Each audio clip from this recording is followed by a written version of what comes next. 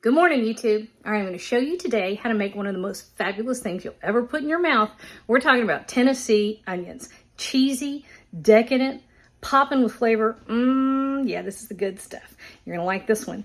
All right, let's cook, y'all. We got a family to feed. I mean, yeah, he kind of does remind me of Ricky, too. You know what I did? I almost jumped the gun. I have 4 tablespoons of butter that I cut up into cubes. And this was supposed to have gone in there before I put the cheese in. And I just, forgot it.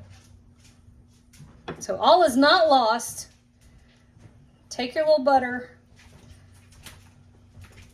scooch him down so that it's right next to the onions. Then cover it up. And do your 40 minutes and 30 minutes. Perfect. All right, check this out.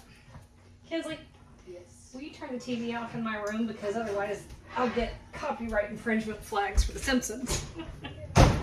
Okay, you ready? Can you hear it? You know what that is? That's what heaven sounds like. Look at this. Do you see this? Okay, you can do several things. First of all, you can stand here and just eat it with a fork, if you have a clean fork. Secondly, you can get toasty French bread or sourdough bread and smear this over the top of some crusty bread, and that's just phenomenal.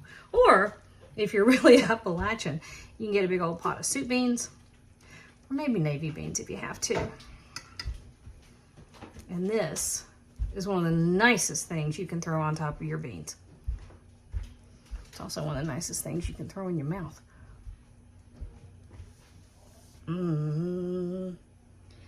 Hot. Oh. Make 2 of those. Make 2 of them. Ricky. Yeah, but he likes,